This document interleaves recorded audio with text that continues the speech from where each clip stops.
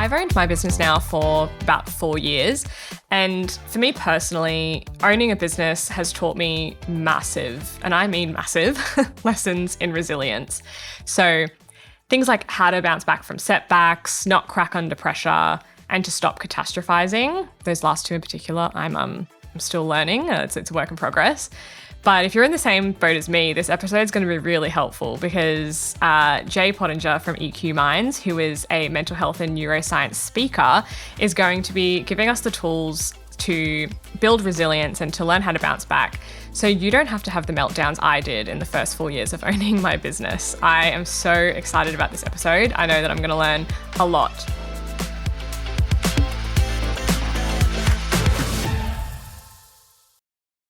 This is the third and final episode of our mini-series with Jay. So thank you, Jay, for the third time for coming on the podcast. Well, thanks for having me back. And I just got to say, everyone who's owned a business and has made it 4 years has had many meltdowns and has probably built lots of resilience. So you're not alone in that venture. Oh, thank you. I appreciate that. When you're in the dark pits of a meltdown, it feels like you're just the only one. Hey. So true. I was just speaking to my wife about this and she was saying, it feels like we're doing everything for the very first time. Surely there's lots of people that have done this before, and I'm sure there's bazillions, and yet you feel like you're literally Robinson Crusoe doing it for the first time. Yeah, isn't it funny that like business owners, we're all going through the same kind of hurdles and issues, and whether that's issues within the business or perhaps it's a confidence issue or, internal, external issues, we all go through the same things, yet in the moment it just feels quite lonely and it feels like you're the only one who's ever had that issue in the whole entire world. Very true. Maybe we should make a chat that's a psychologist just for small business owners that have been through the exact same thing that we've been through. Maybe that'd be really helpful. Yes, that would be. I'll leave that to you to build because, Don't have time. No, it's not time. Yeah, I'm too busy bouncing back from all the setbacks and trying not to crack under the pressure. So to get started, I'd love to have a chat about how we can be more aware of these factors that are contributing to our lack of resilience. Yeah, so resilience is an interesting thing because it so depends on the individual. Some people, it takes literally a mountain fall on their head for them to crumble. And for other people, it's like the tiniest little pebble or feather falls on them and they just crumble. But I think we are in a bit of a resilience crisis. And I think there's a lot of things that is contributing to that. I have a very good friend of mine. He works at a very prestigious school in Sydney. I asked him recently whether he thought kids were really resilient. And he sort of laughed at me and said, no, we're certainly in this resilient crisis. And I wonder if that's coming from the comfort crisis that we're all in. Because how many crises are there? I know. And the loneliness crisis, and it just keeps going on. Yeah. But we think about sort of how people are brought up now and potentially how we were brought up, that there wasn't a lot of challenges. Like, life's pretty good. There wasn't a lot of hurdles to come over, and they're getting even less. And nowadays, when you think about how much time do kids actually spend feeling really uncomfortable, it's not a lot, because as soon as they feel uncomfortable in a social situation, we'll just pull out the phone. Pure, I can just escape from wherever I am and my comfort's right back. And I think because of that, we are getting this resilience issue. And it's going to be really problematic as people start coming into the workplace. Yeah, I was thinking the other day, like, I can't even remember the last time I was bored. I literally think it was like before I had a phone, when I was a kid with dial-up internet. That was the last time I actually experienced the emotion of boredom. Which is super problematic from a multitude of things, not only from the fact that you've never been bored, so you've never been uncomfortable, but also, what are we doing to what's called our default mode network, which is that system that sort of works in our unconscious, which helps solve problems, thinks about what's going on in our world, and then delivers solutions? We don't really have any time in that anymore because our prefrontal cortex is always turned on, because we're always focusing it on either something, someone, or a phone now. So we don't have that time to really dwell on all the different things that's going on in our world anymore. Really interesting. Yeah, and I think because convenience probably plays a big part in that as well. With Uber Eats, you can literally have your dinner or even your groceries to make your dinner delivered. If you need a girlfriend or a boyfriend or a partner, you hop onto Tinder or whatever the dating apps are. If you're, feeling bored, which you probably haven't felt in years like me, you jump on TikTok or Instagram. There's just everything we need is right at our fingertips. Yeah, absolutely. So whenever, and it comes right back to the start of this conversation where you said, in the last 4 years, I've done so much hard things that I feel so much more resilient. Well, there's actually research to back that up that shows there's a reason behind that. So when we do hard things that we don't like doing, we actually build part of our brain. It's called the mid-anterior cingulate cortex. And Why do that all has these been brain shown. sections just have just the biggest, longest names? Yeah. How do you remember them all? I don't. The more I learn, the more I realize I don't know much. And it's really interesting. This part of the brain it's been shown that stronger that is, the more likely you are to be resilient. And unfortunately, the modern world is doing a load of different things to really reduce its strength and its density. We spoke in one of the previous sessions about how this media multitasking is really impacting our brains and reducing the structure in it or reducing the density in it. And in fact, lots of that is actually reducing this part of the brain that is really important for resilience. So we're doing a lot of activities weakening this part of the brain, then we're not doing the things that are strengthening this part of the brain, and we wonder why resilience is sort of going down the toilet. Yeah, it's interesting that in previous episodes we've been talking about how stress is at an all-time high, but resilience is at an all-time low. Like we're all feeling these insane amounts of stress, and the connectedness. Yeah, it's like connectedness is also at an all-time high as well, but we're the least connected we've ever been in the real world. It's like there's so many dichotomies when it comes to this discussion. It's so interesting. It really is. Like it's such a fascinating time around, being, like you said, being more disconnected but more connected. It makes no sense at all. Yeah. And yet there's some huge things that society needs to face, I think, in terms of not only resilience, but how we're managing stress as well. Yeah. So interested and eager to jump into a few different ways that we can sort of improve our resilience. Yes, let's get into that. How can we build our resilience? So it's funny that you reflected upon your time in small business and you said, I think I'm a lot more resilient. Now, I'm interested, do you actually keep a journal of what you've been doing and how you're completing things and the challenges that you face?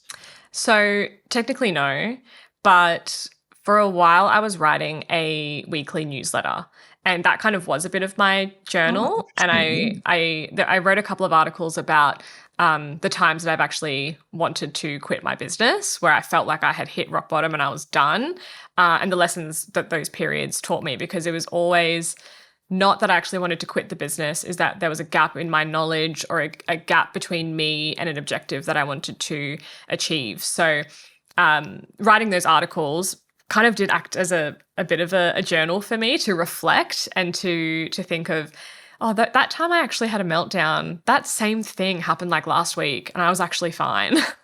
Yeah, absolutely. So when we think about that, if you reflect back on the times where you've actually overcome challenges, that's creating self-efficacy. And the more we do that, we build up that resilience muscle, because we know, hey, I've actually done something that's similar to this. I can apply that to the next challenge and I'll be able to overcome it. So you get that confidence, you get that grit that you can keep going through.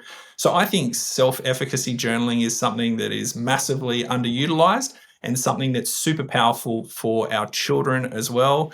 We have pushed very hard for our daughter to journal. So she journals every night.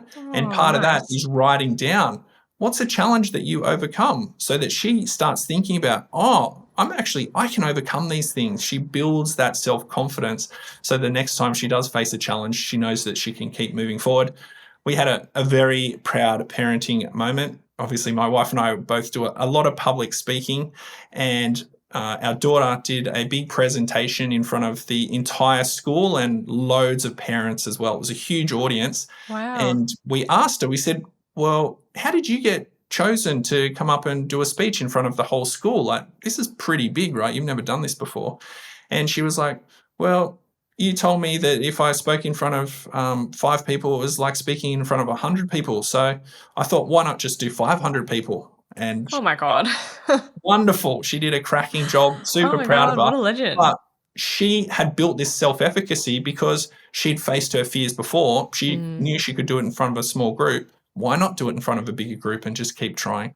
Yeah, I love that. That's actually a similar thing that I did for public speaking, because I have always hated public speaking. I hated it. I'd like get the shakes beforehand and I couldn't breathe and I'd just have to like white knuckle through it. And owning a business and working in marketing and building a personal brand, that all involves public speaking. Like, you just cannot avoid it. So I knew it was something I had to master. And a couple of years ago, I got invited by UQ to run a marketing workshop for students.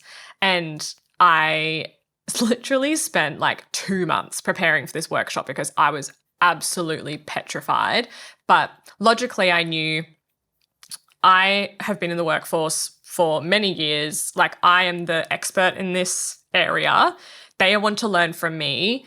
There hypothetically shouldn't be anything that I can't answer. Like, it's a really easy stepping stone for me to practice public speaking.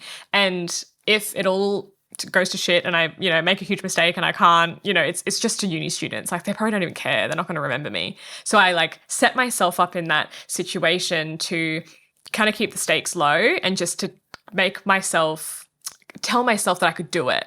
Yep. And I was so petrified. Looking back is just hilarious, but I did the workshop. It was so fine. And now I run workshops all the time. And I don't say I enjoy public speaking, but it's definitely not as stressful and nerve-wracking as it was. But yes, exactly as your daughter did, you do it once, you tick it off the list, you go, I can do that. I can do hard things. Let's move on to the next thing. That feels hard, but I've done it before. Why can't I do it again? Absolutely. Building that self-efficacy is such an important tool. Something that we're probably robbing our kids of a little bit at the moment, because we run around doing everything for them and making sure that they don't have any challenges. And if they've got any problems, we solve them straight away. As a parent, I find it really challenging because, I want to pump up my own self-esteem by solving all the problems and making me feel really good. But the only thing that's doing is stealing from my daughter, building her self-esteem. So yeah, taking a step back and just allowing that process to happen and letting people do hard things. Doing hard things that they don't want to do strengthens that part of the brain that helps people become more resilient. Yeah, I think I'm a bit of a people pleaser as well. So coming into business ownership and management for the first time as well, I wanted to make my team's job as easy as possible for them. I was doing the same thing with, almost doing their job for them or making it as easy as possible for them to do their job, which ended up being a detriment to myself and them as well, because they had no room to experiment or grow or have any autonomy in their work. And it took me a little while to realize that I was trying to be a good manager, but by doing that, I was actually being a bad manager or not as good of a manager as I should have been. And by stepping back and actually letting my team do the job that I hired them to do, like, who would have thought that they enjoyed the job more, and they actually surprised me a lot of the time with the ideas that they put forward. And so if you're a recovering people pleaser or perhaps a micromanager like me, you can do it as well, I promise. Absolutely. It's just practice, but it's great that you picked it up on your journey. Yeah, it's been massively, massively helpful. If you're after personal financial advice, don't get it from a podcast. But if you want guidance tailored to your situation, head to moneypodcast.com.au and click Get Help. We'll connect you with one of our trusted professionals, financial advisors and mortgage brokers, who work with people right across Australia. No matter where you are, they can help. Now, before we get back to the show, a quick reminder to protect your financial life. That means having income protection sorted. It means having death cover if there's any debt or dependents relying on you. It means getting your personal insurance in order. Most people insure their car, they insure their house, but what about themselves? Sky Wealth, who support this podcast, are specialist financial advisors who can help you get the right cover in place. Their advice is often more comprehensive and better value than going direct through your super. Book a complimentary 15-minute chat at sky.com.au. That's skye.com.au. And they'll point you in the right direction. You have a note here about HRV.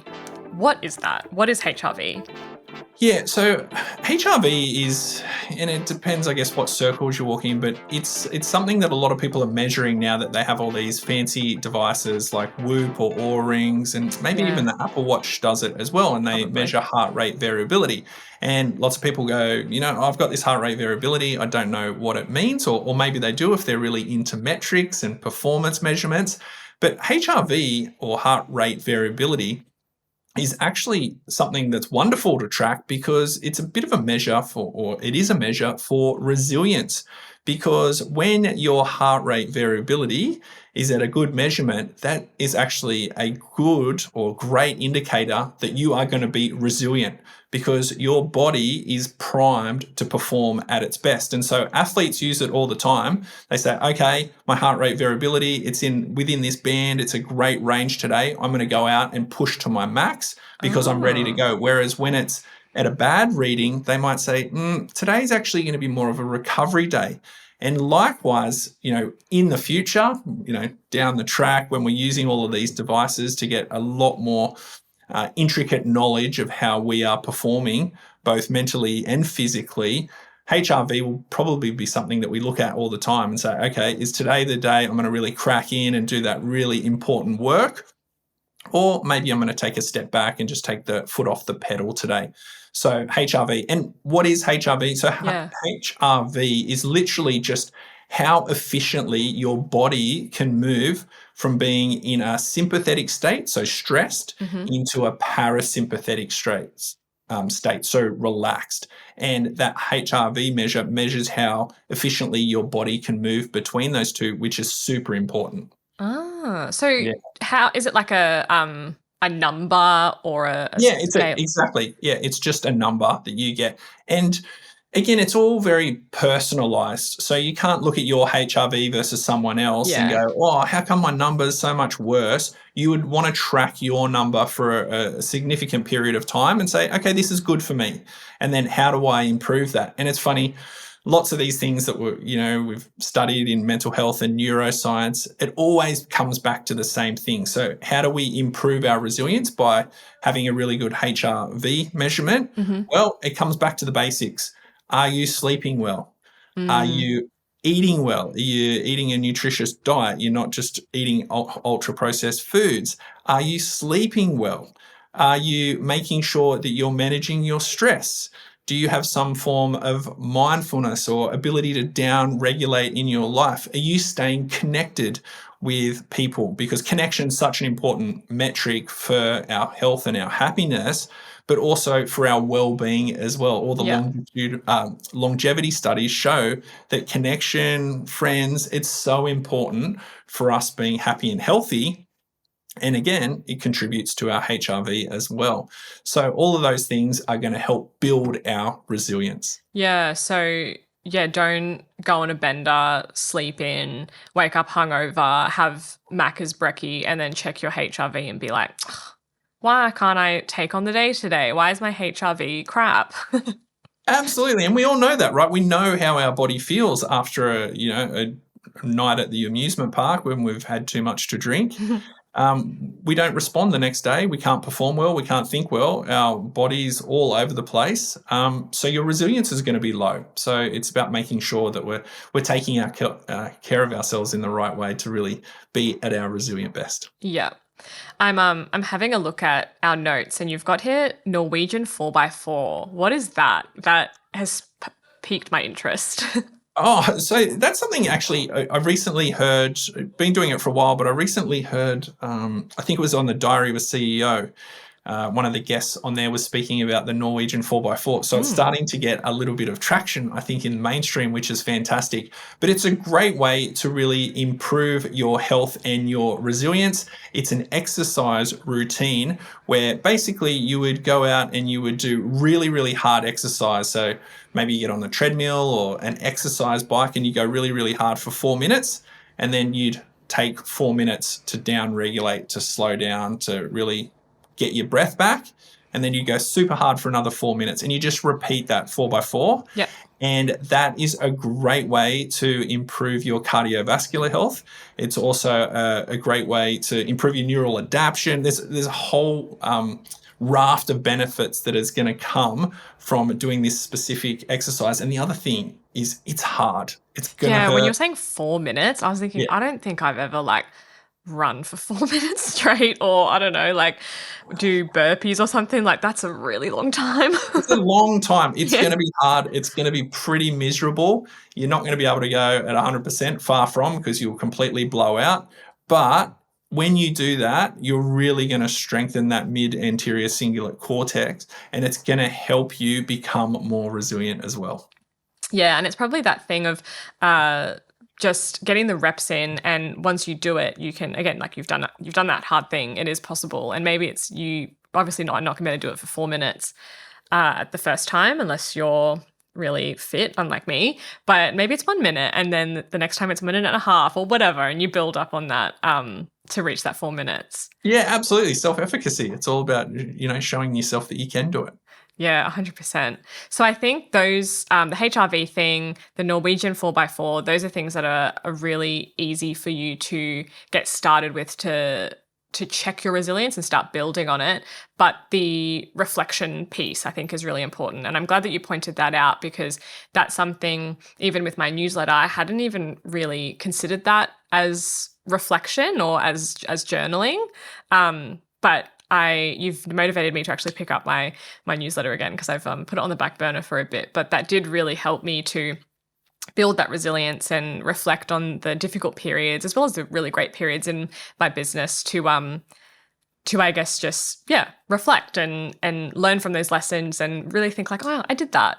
I actually did that, because it's so easy to just tick a box and move on to the next thing. Hey. Oh, especially in small business, right? You're so busy, you're just constantly on the go. What's next? What's next? Taking a moment is super important to make sure that you are building that self-efficacy. And the other thing I would say around resilience, which I'm constantly talking to my daughter about, is just do hard things, right? Do challenging things. Put yourself in uncomfortable situations. When you do that, it is going to help you grow.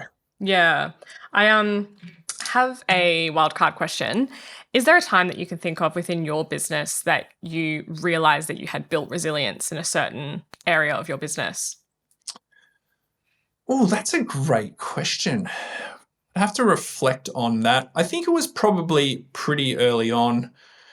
How long were we going? We were probably going for 4 years, and COVID hit. And that was a super hard time for small business, right? Nothing like a pandemic to build resilience, hey? all of a sudden, it's like, straight away, it's like, are we even going to be able to get any cash in the door? Like, what are we going to do? And I was really proud of how we pivoted really quickly. I was actually in America at the time that I got stuck in America when it kicked off. So I was right at the start of it. Wow. And it was challenging to get back. But because of that, I think we got a little bit of a head start, because America was a little bit ahead in how many cases they had. And I remember looking out of my hotel window across this, I think it was like an 8-lane freeway, and there wasn't one single car on it, thinking, oh my gosh, this is like something from a movie. Ringing my wife, who's my business partner, and saying, how are we going to change here? And I think during that, we not only built real resilience, but we worked out that, hey, we can probably thrive during this period as well if we get on the front foot. And that's one of the benefits of being a small business. You can move quickly, you can be agile. And so that was probably something that was really helpful for our resilience. Yeah. And had you built your business mostly online and remote already, or was that something you had to build during COVID? A little bit of both. We were lucky because we were we live a couple of hours out of Sydney, so we were used to using that functionality.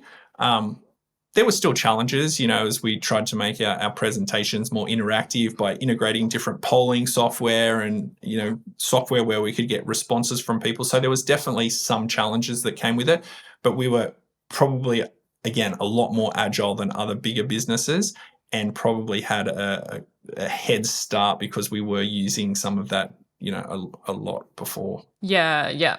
I felt the same way during COVID. I wasn't a business owner during COVID, but where I worked, funnily enough, they were just implementing like work from home and laptops, and it was almost like they knew COVID was coming. Maybe they had like maybe they had a snitch or something. But yeah, I remember thinking, like, I had got my laptop. It was like a month or two before COVID had hit. And I thought, God, thank God, I could very much be out of the job if they hadn't put these in place. And I can't imagine how a lot of businesses would have bounced back, or being able to pivot that quickly, like make a change like that, like buying a lot of equipment and technology and implementing new processes and uploading things to the cloud. Like that's a massive shift to do in a very short amount of time.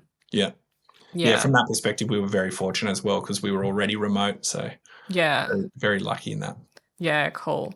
Well, those are all the questions I had. I think that was a really great episode to discuss resilience, to learn how to build resilience. And I really want to reiterate that reflection piece, because I think a lot of us listening probably are more resilient than we think. And actually, that was something you told me right before we started recording, because I was saying, I'm still not the most resilient. I've got room for improvement. And you told me that I'm probably hard on myself. So I'm going to tell the listeners that you're probably being hard on yourself as well. So yeah, please do reflect on the challenges that you've overcome in your business, and take note of those, because that shows that you can do hard things, and that's probably step one to building resilience. Fantastic. It's been lovely talking to you. Thank you for jumping on to these 3 mini episodes. I think the listeners are going to find such value with all 3. Where can they find you and what you do at EQ Minds? Yeah, absolutely. So if they jump on Instagram, it's at EQ Minds, or you can look me up on LinkedIn, Jay Pottenger, or alternatively our website as well at eqminds.com. Yeah, fantastic. Thank you, and looking forward to keeping up with everything that you're up to. Been a pleasure. Take care. Any advice is general financial advice only, which does not take into account your objectives, financial situation, or needs.